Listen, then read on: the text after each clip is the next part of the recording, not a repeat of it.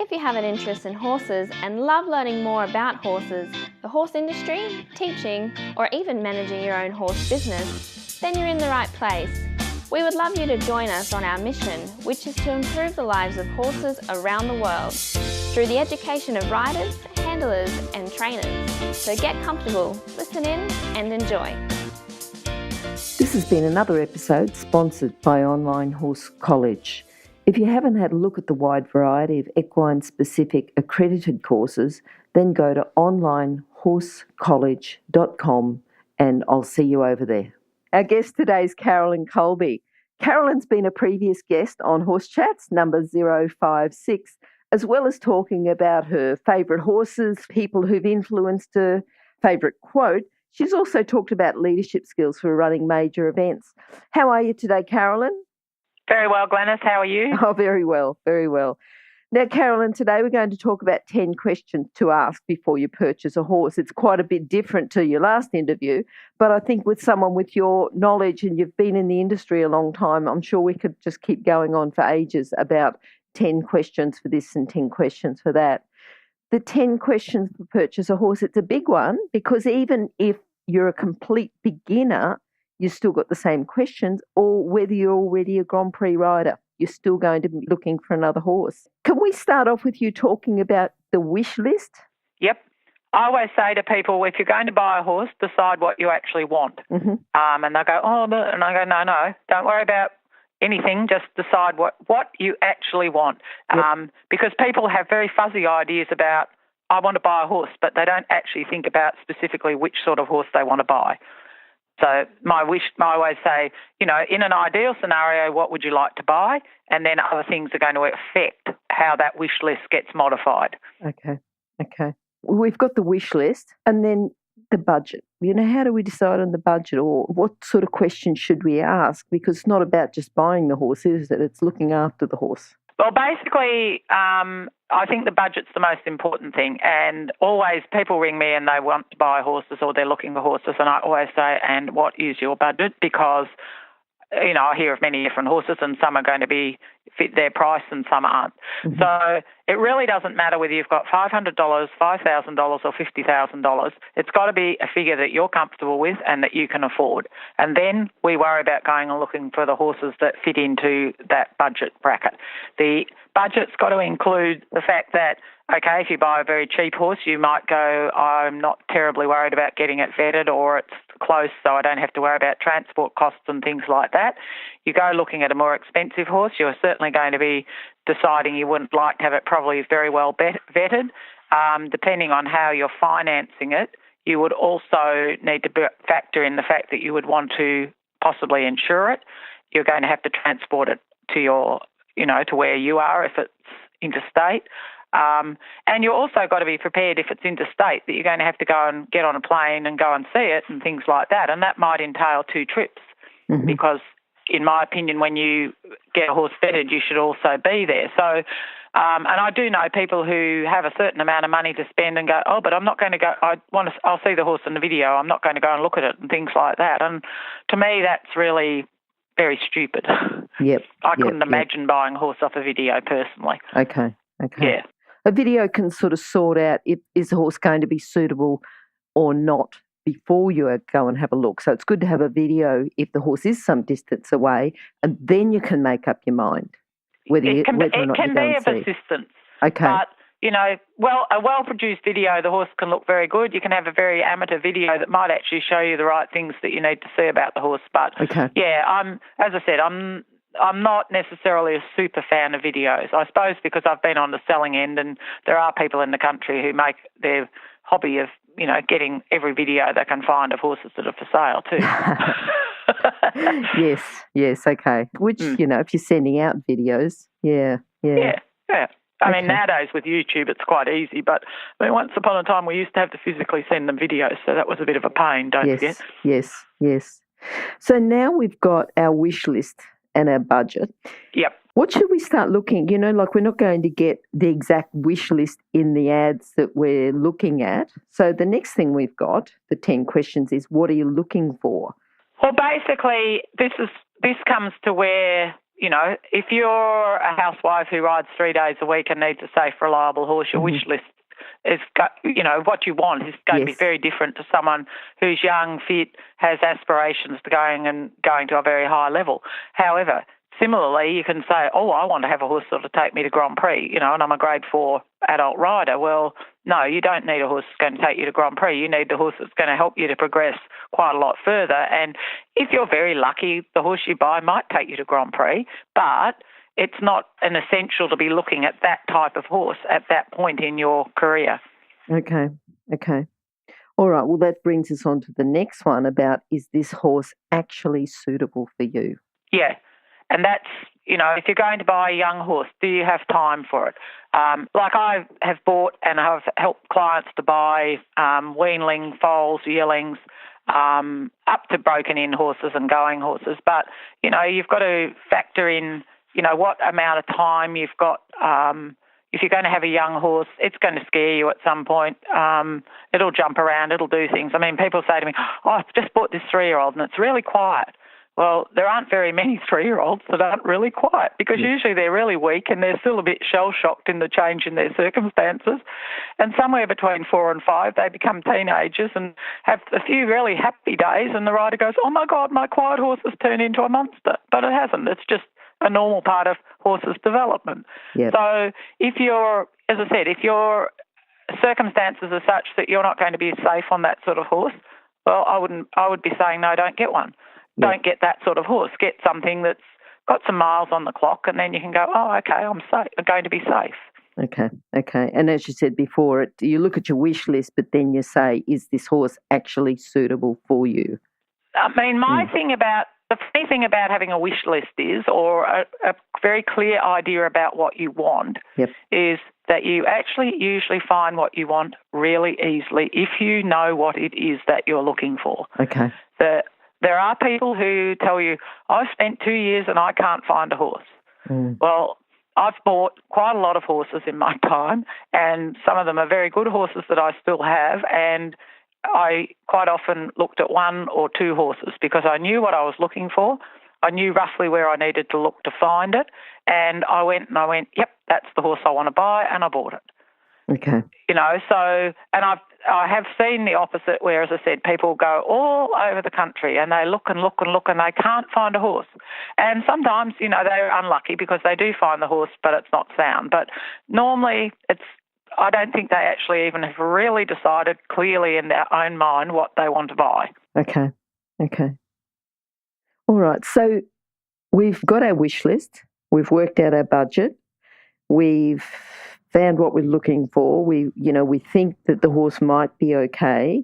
Yep. You've got the next one when you look at or try the horse. So what do you look at? We've talked about the videos and we've said we'll go and actually have a look at the horse. Yep. What sort of things are we looking at? Because you see a horse once and, sometimes you forget. Should there be a checklist or something to look at, things to look at when you first go?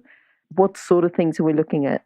I like to see horses in their natural state when you go to buy them. And by that I mean, if it's in a stable, it's loose in the stable, or if it's in a paddock, it's loose in the paddock. And you go and the owner or the seller goes and catches the horse and tacks it up in front of you and all those sorts of things.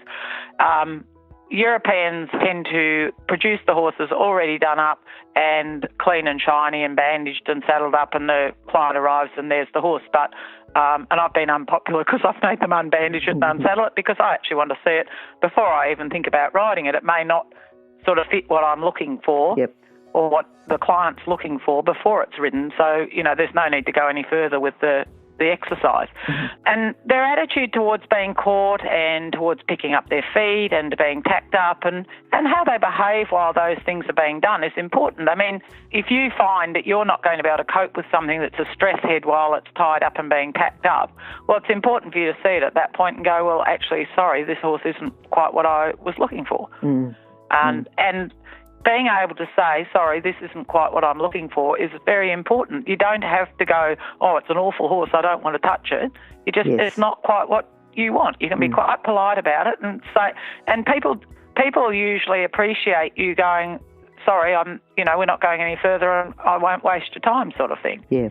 Yeah. You know, the fact they've wasted your time and you've driven 5 hours to see a horse with a bowed tendon when you wanted an international 3-day horse is yes. irrelevant. But, you know, you've still got to be polite. Yeah. So basically you would look at it and think,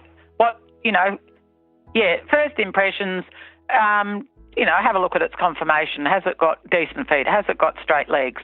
Does it appeal to you? If you don't like horses with plain heads and it's going to bug you having a plain head, well, again, it's not going to be suitable.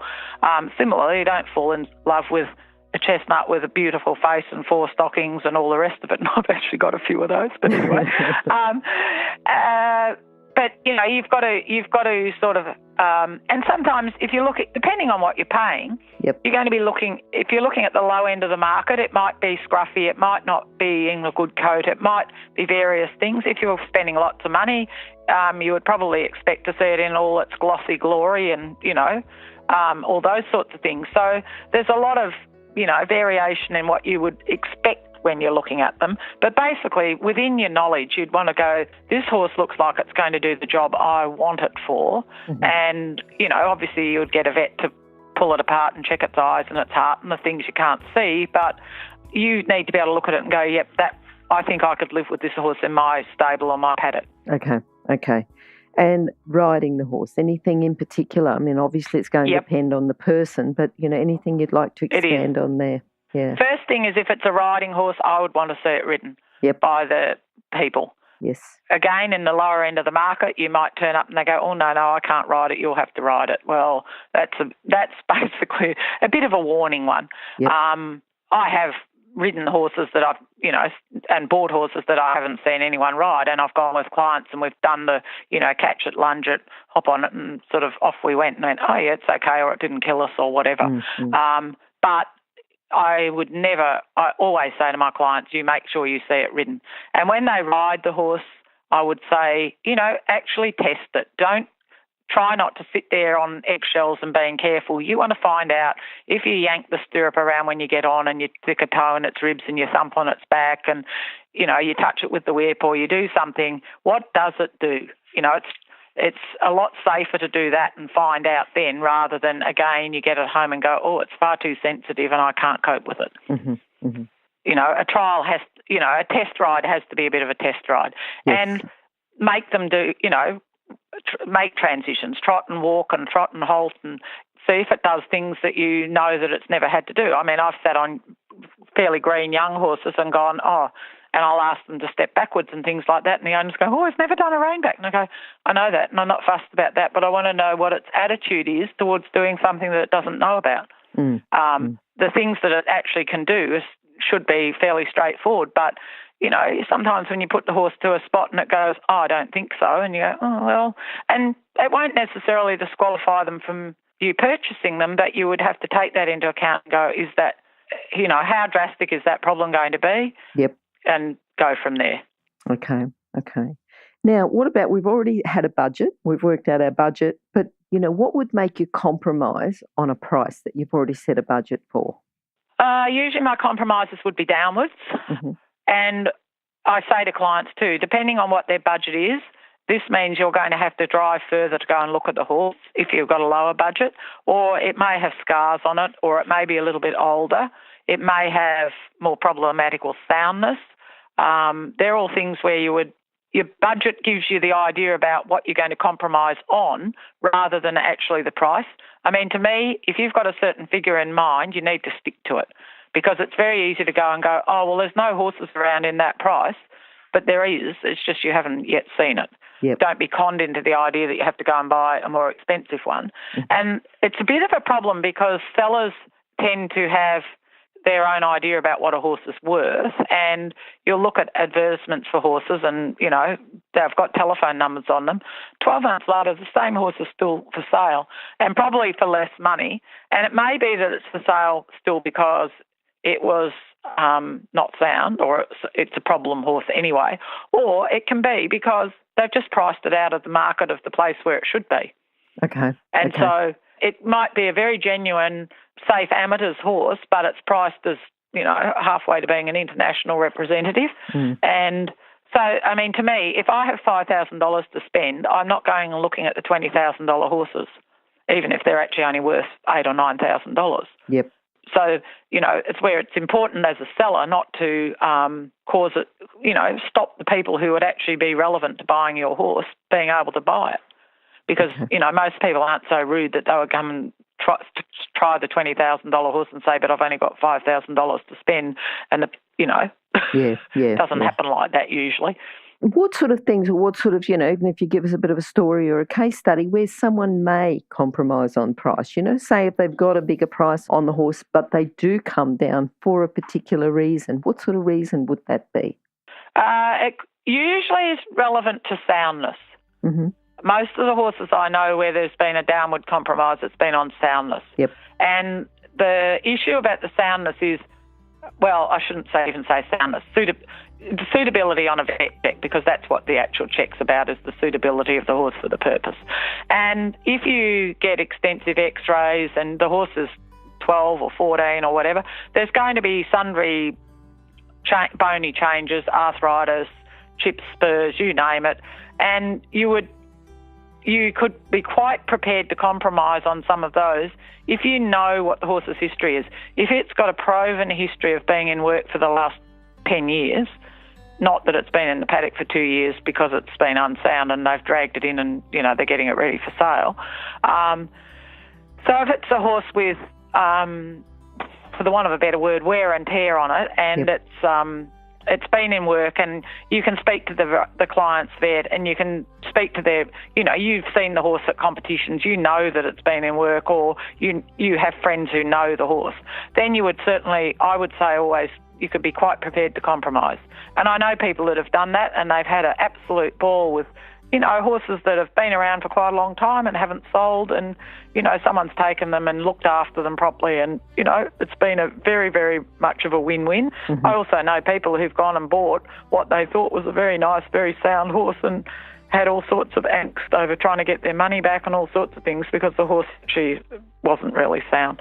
But the issue can be with the suitabilities is that you need what I call a vet who's a horseman, who looks at the horse and the x-rays and goes, yep, this horse has got that, but I can't see why that is going to be a problem for what you want to do in the next 2 years, 3 years, 5 years. I mean, obviously, they can't say it's going to be sound in 10 years' time either.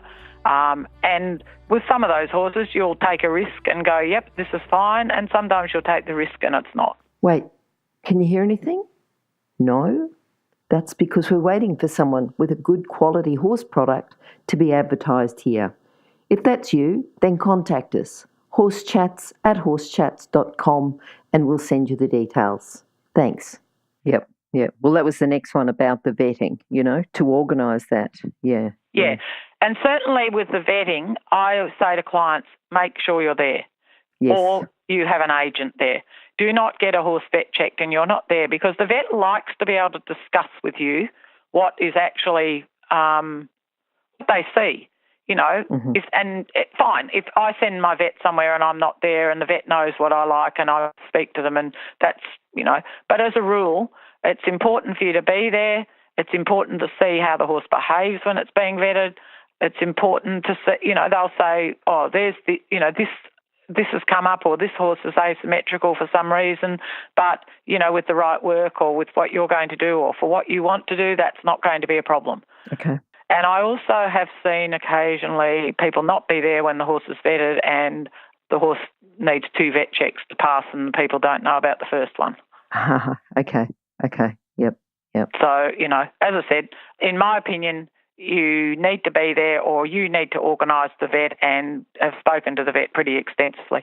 And I have known people say, oh, I'll get the horse vetted before I come to look at it. And a vet that I had dealings with, she actually said she wouldn't let the clients do that. She said to them, no, you come and see the horse first and decide whether you like it, and then I'll do a vet check, because her view was there was no point her vetting the horse. They hadn't even seen it. So how the hell can she discuss it with them? Yes, and know what they're going to use it for. Yeah. At least come and ride it and see whether you like the horse, and then you can worry about going to the next degree, which is vetting it. Yeah, okay. The other thing is too that people selling horses are going to make certain claims about the horse, what it's done, what should be, the breeding, anything at all. How well should you investigate those claims? as thoroughly as you can. Mm-hmm. Again, I send my clients off to look at horses, and now I say, please find out what the name of her instructor is, or his instructor, who owns the horse. Find out everything you can, because they'll tend to say, oh, it belongs to Betty. Betty who? Oh, I didn't ask. Oh, and who do they have lessons from? Oh, some girl over from, did you ask? No. And I said, well, we can't follow up information when you don't even have it in the first place. Exactly. Yeah, You know, and if it's registered, whereas, you know, I would like to see its papers, you know, things like that. I mean, there are claims made that it's this sort of horse or that sort of horse, or it's by De Niro. Well, it's by a son of De Niro. It's not by De Niro at all, which is quite a different story. So, you know, it's important to just go, I've got to ask questions. And if people don't want to answer the questions, well, that's fine. You don't have to go and look at the horse. Yeah, okay. Now, say everything is great. You know, we've done a wish list, we've worked out a budget, we've figured out what we're looking for, we've decided that the horse is actually suitable for what we want. We've tried the horse, we've looked well about it, as they say. Horse looks good, they've worked out the price, the vet checks okay, the vet's happy with the horse for what we're going to use it for, the claims have been okay. What do we do now that we've purchased the horse? What else can we do, or should we do? Basically, try and make sure when you first have the horse that you both end up with good experiences. You know, and try and keep the horse in a similar way to that to which it's been accustomed there. As in, if you buy a horse that's used to being stabled in a sand yard, for example, don't suddenly put it out in a 20-acre paddock and wonder why it goes berserk and runs through fences or somersaults over gates. Make sure that you know, depending on if it's local, that's easy. You go and collect the horse and bring it home, and the next day you can ride it or do whatever you are planning to do with it. If it's come from interstate, you've got to make sure that, you know, it's travelled okay and that you would take it quietly for a couple of days, because travel sickness does happen, and you would want to make sure the horse is going to be okay. I mean, you would take its temperature probably when it comes and monitor it for a couple of days, make sure it's eating and drinking okay. But basically, and sometimes people say, oh, I won't have a lesson yet, I want to get used to the horse. And I go, no, the best way to get used to the horse is let's have a lesson and look and see what you're going to need to do, you know, to make sure that the story with you and the horse has a good outcome. And I mean, some people are very lucky. They buy a horse, they get on with it straight away, and, you know, it's a piece of cake. Sometimes with other people, it's a more problematical thing, and it's important for them for the buyer to have the right backup so that they end up with the right outcome. I mean, if the horse is going to need lunging for a few, you know, before they ride it, or, you know, needs to not have too many extra days off, or doesn't need too many happy things in its feed, they need to sort of realise and be aware of that. I mean, I've seen both scenarios in that some people get the horse home and starve it, literally, and other people get it home and pump it with feed, and, you know, neither of them is very ideal. Yep. Okay, so say, what happens if you get it home and you realise that you've really been a bit quick and you probably shouldn't have bought the horse and it's not going to be suitable for you? What's the best thing to do there? Because, you know, I'm sure even if you've gone through everything, you've taken all the steps, you've gone through everything, you know, there's going to be a time where, and maybe you thought you were going to be riding the horse every day and getting back into it, and then found out that, you know, you can only ride on the weekend. That way. And it depends. I mean, it's the sort of thing that you would also probably discuss with the person that's selling the horse. If you're buying from a stud or something like that, it's in their interest to make sure that the horses go to people who actually have a good outcome with their horse. I suppose one thing I didn't say when we were talking about budget was, to me, I look at horses and a figure comes into my head, and that's like the get out figure or whatever. Like when you look at a horse and you've got to think, if I don't like that horse in 2 weeks, am I going to get my money back, or am I going to lose heavily on it? And if you're going to lose heavily on it, you're paying too much for it in the first place.